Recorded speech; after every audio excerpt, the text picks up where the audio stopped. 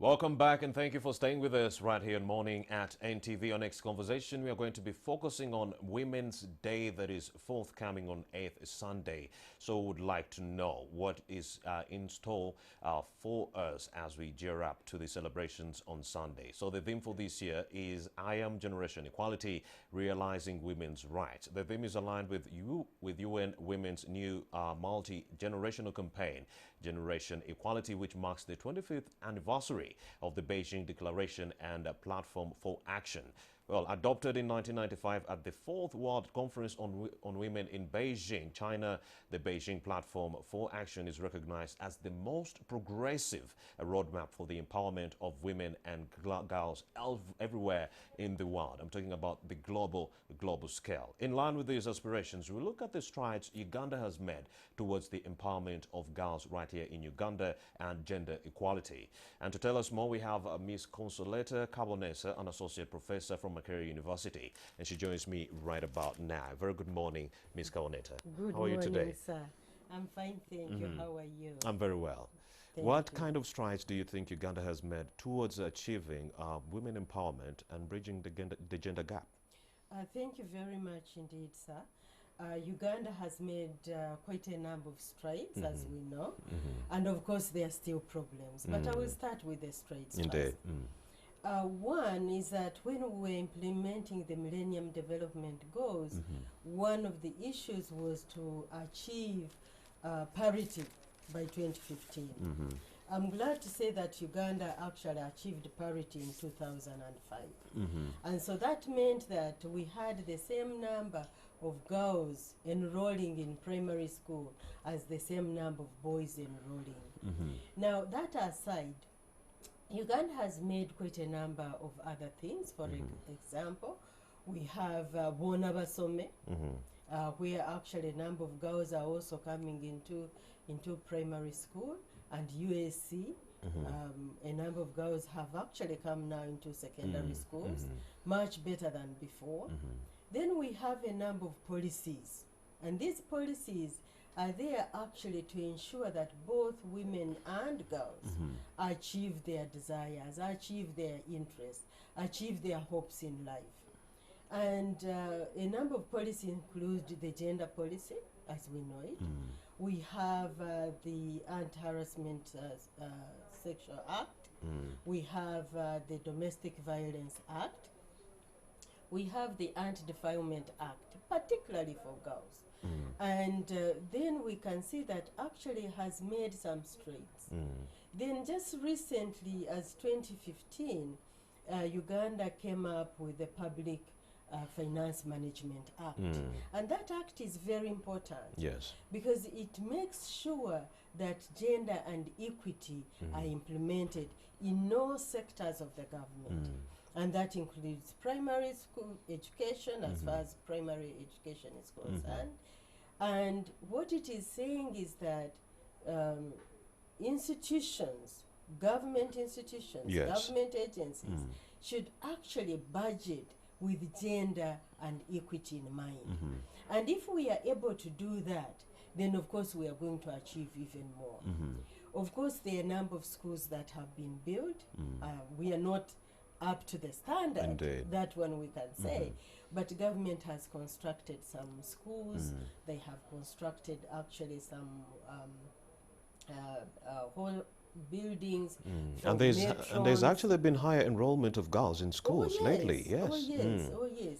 And that because government has gone in to do that, that's why you have high enrollment of girls in schools, in primary and in secondary schools as well.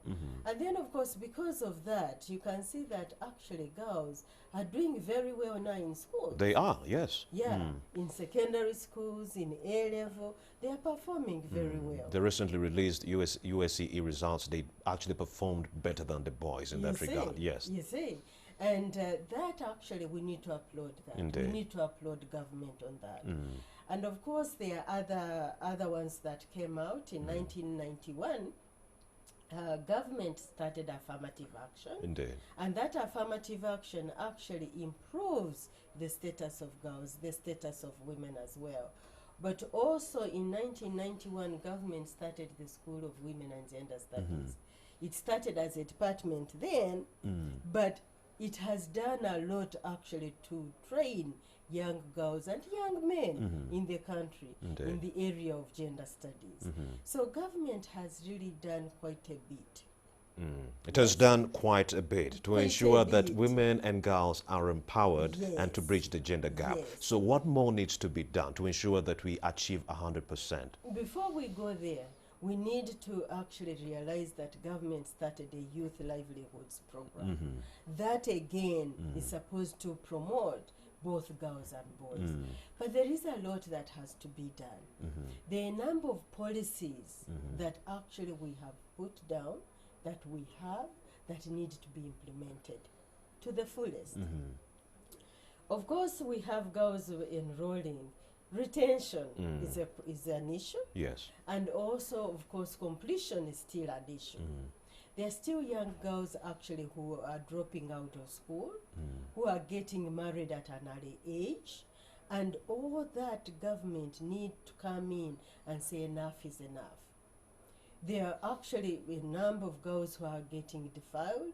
Defilement is very high, and that is one of the reasons why girls are dropping out. Even the early pregnancies. Yes, early pregnancies, and these cases actually happen both in the public schools, in the communities, in the home. Girls are sexually harassed everywhere. And so government needs to come in and ensure that the implementation really has funds. Because we cannot have these programs unless we have funds to implement them. Again, we are looking at the gender ministry. How much money are they given to ensure that they monitor what is going on the ground? Because they cannot monitor unless they have a good budget that can actually do that.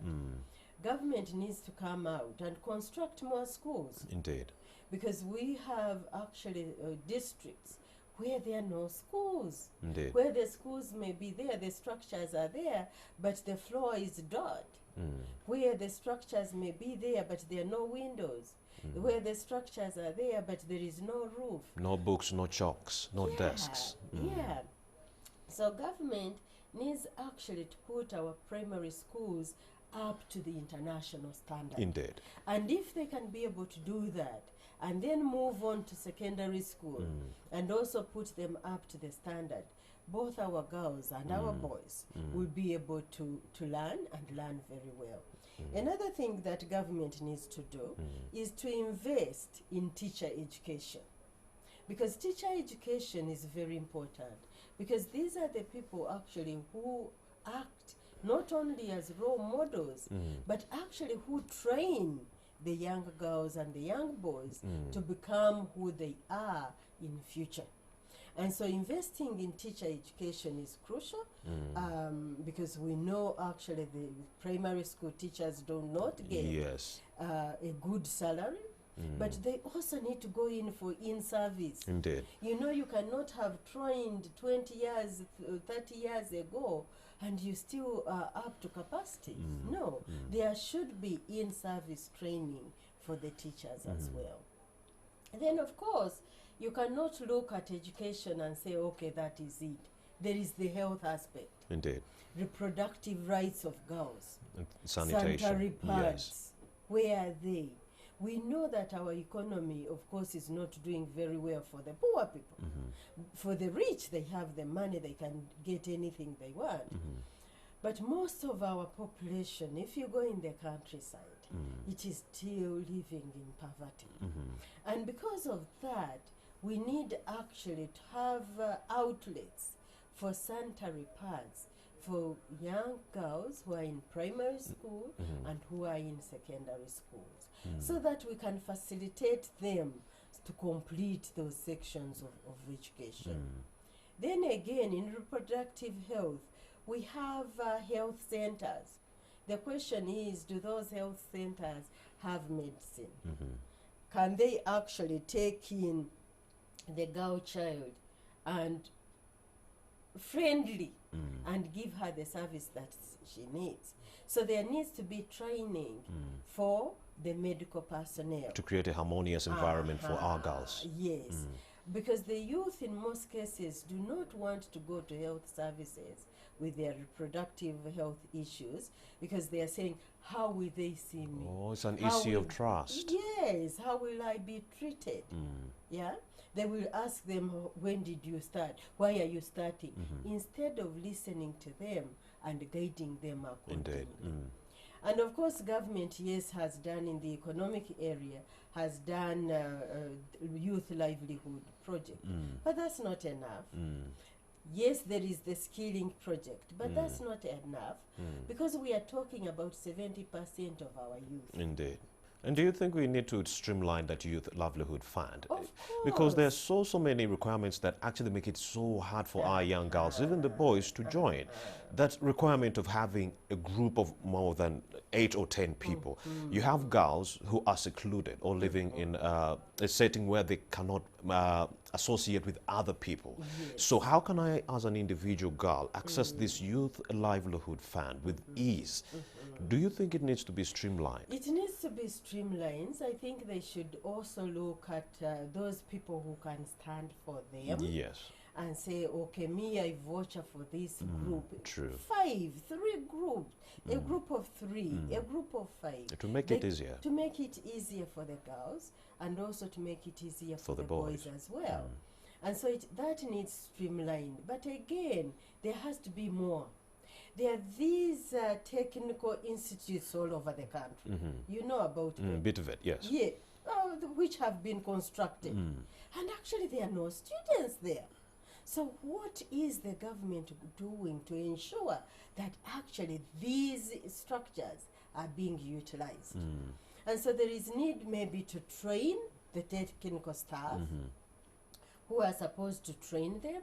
There is need actually to carry the word around that this initiative is there, and so we can have more of the youth applying. Because if we are saying we have this large group of the youth, but we are not doing anything for them, that's why you see actually insecurity is increasing. Indeed. You have thieves everywhere because people don't have anything to do, they don't have money, and all they can think of is to steal from somebody else.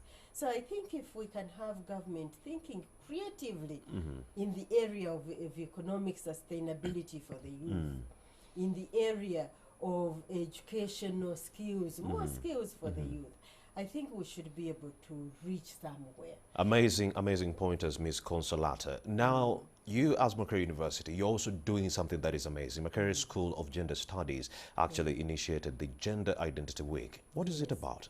The Gender Identity Week brings together people from campus, that is staff, students, we have development practitioners, NGOs, development partners, and the media to look at what are the key issues in our country today.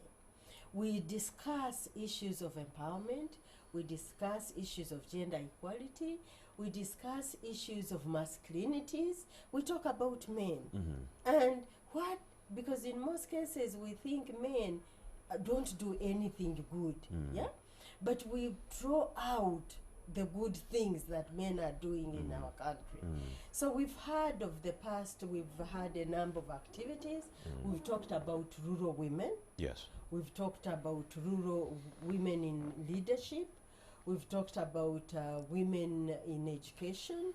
We've talked about women in agriculture, looking at 2 different arrays of areas within women. And so in the past, what we were looking at is what is the situation? What are the issues? And so this year, we are actually looking at it differently. We are saying, what strategies can we bring on board? And this also, we've been looking at it together with the youth. Indeed. Yes, we are looking at gender equality, generation equality, and we are saying our youth, our young people should be part and parcel of this.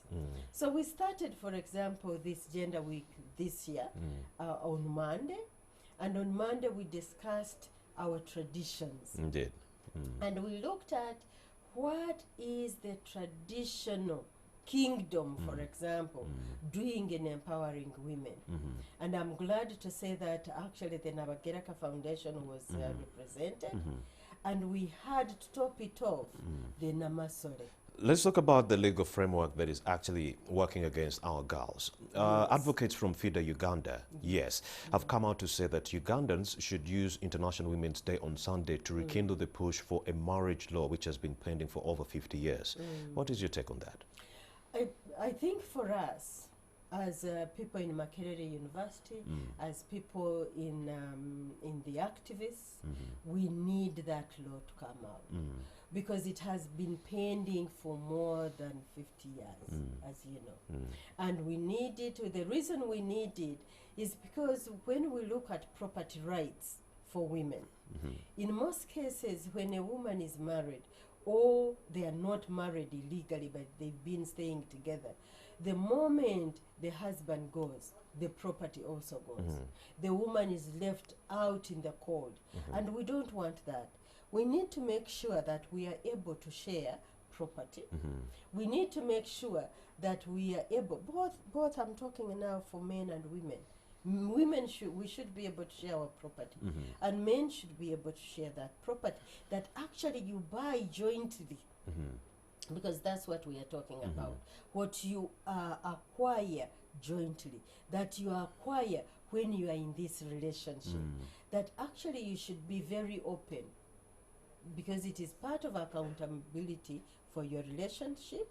It is part of accountability for your children, so that when actually eventually the man leaves or the woman leaves, the children are not left in the Yes, the mother can take over. Yes, the mother can take over, or the father can take over. So it is actually in a good relationship that it should actually come back. And activists from the Uganda Women's Network feel that the country is losing a lot to a huge cost. Yeah, they're suffering a huge cost because there's a lot of women, 80%, who are not working. They're in that category of unpaid work. So government cannot tap into that revenue. What is your take on that? One is that actually government needs to do, that's what I was talking about, that government needs to come a number of skills. They need to actually revamp the industry for the Ugandan people.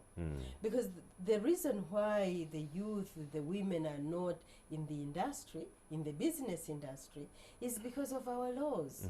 It's because of who we promote. In Uganda, we promote the international investor. The local investor is not promoted. And actually, they tell us that about 1/3, more than 1/3, or more than a half anyway, of the businesses of the local people die before the age of 2. Now, if you look at that, we are really losing a lot. And that's where these young people would be employed. Because government cannot employ everyone, yes? But when we have industry, we have business, those businesses can employ a lot of people. And our local investors can employ a lot of Ugandans. Because the international investor, in some cases, they come with their own people. They employ with their own people. And then, of course, our own people are not employed. So I think Uganda, we need to do a little better than that and think about our own citizens and encourage them to get into business.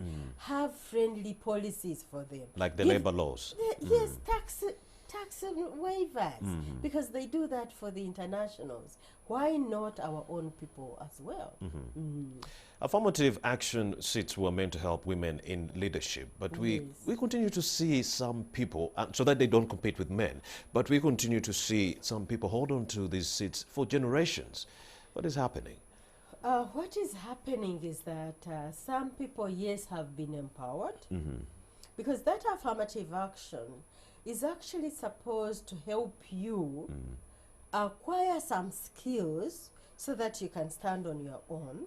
It is supposed to help you get that self-confidence and self-esteem to say that I can do it. However, some people actually hold on to that for their own personal reasons, which we, as in the area, we do not know. Now, of course, for us, we would advocate that once you've gotten those skills, move out, stand on your own, and you can win. Because there are women actually who have not been on affirmative action, and they stand and they win. And they're doing so well. They are doing very well. So you can also get out. That is supposed to be a training ground. But there are those who actually decide that they are going to stay in there. Okay, Ms. Consolata, parting shots as we wrap up. We have a few days to International Women's Day on 8th Sunday, March. Yes. What's your parting shots for the women out there, the 80% who are grappling with unpaid work? I think for those, the 80% who are looking actually at as unpaid work, we need actually to come up with projects. We need to come up with our own areas that we can work on and improve ourselves. We need to form groups of women, so that we can be able to access funds and move on into the next generation. Consolata Kabonasa, she's an associate professor at Makerere University, and she's been so kind to let us in on some of her views right there. Many thanks for having made the time to speak to us. Thank you very much indeed. Now we're going to take a very short breather. We still have more conversations in store for you. Don't move a muscle. We'll be right back. Okay, thank you very much. Indeed, thank you.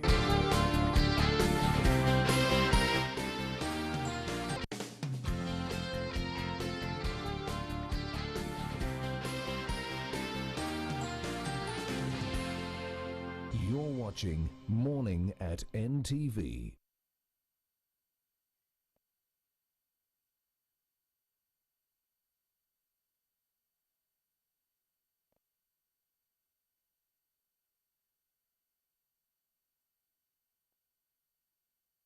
Here we go again. 2020, we are back, bigger and better. Fire, fire, oh, gospel music be fire. Oh. Yo, greetings to Boyle Vixen one time, and I'm here to tell you all, this Friday it's going down. Beat Mike. Mwaka kupagura vitenga chali ne straka nyina laka nzani mwana enitivu wa masula yo traka undi munda mubulati kurokutane yo biti Mikey Governor Sanga yo comment and you like wakaiseka pefe bosi this Friday. It's my birthday and I'm on the beat Mike, man. Ojurira T-O-N suspect laser Urire para access granted.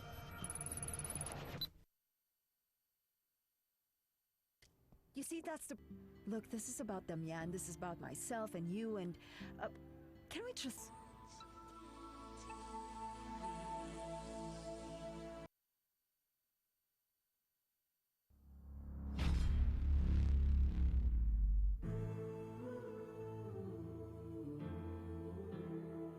We have something to show you. Mr. President? I didn't know you and Holmes were stopping by. He's not here, just me. Could we talk privately? Join us on an epic journey. Shine a light on, shine a light on me. Congratulations on averting World War III. Forget it, Andrew. It's over. Catch the most iconic moments. Miss Miranda, Senator, there's an emergency. Stay back, don't come any closer. Hold on. Experience the best in entertainment. Get down, Madam Secretary. Drop your weapon. No, wait. Vincent Keller! Who is she? Take your hands off him! Award-winning international series. Excuse me, man who died in this room. Was there anybody with him when the code thingy went off? Can you open the door? I would like you and your president to back our claim for the islands publicly. Most watched Ugandan drama series. Do you know where my husband is? He's my uncle! So? I've forgotten that. Come on, Rach. It's not like I'm going to get married to that guy. We're going to Asoma. Where are you going? They don't ask a woman such questions. Don't get left behind. Who are you? Please forgive me for intruding like this. What are you doing here? I want to become a monk. Oh, just look at the precision. Get the best TV experience from Uganda's leading entertainment destination. Dude, do I have to do magic to keep up with these looks? Come on. NTV, turning on your world.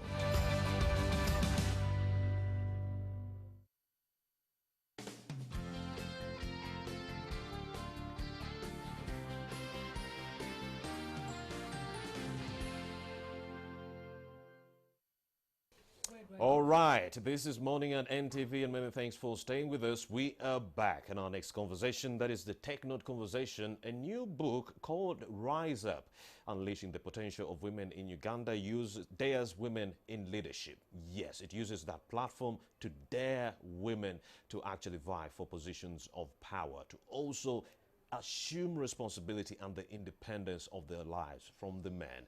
Now, my next guest is a trailblazer. If you have heard of Uganda women who have been pioneers, she is one of them. She is a woman of many fasts. Yes, she is. Well, first woman to lead a national organization of trade unions in Africa, first woman to head an employers federation as head of the Federation of Employers, an organization she led for 17 years. She has put her experiences in a book for posterity, and she's here to tell us about it and dare women to actually vie for positions in areas of leadership. Many thanks for joining us. Thank you. So first, let us know how you came up with this whole idea of this book. Yeah, after retiring from the Federation of Uganda Employers. But we are going to get into that shortly after this short bumper. We shall get into that shortly after this short bumper. Let's take a break.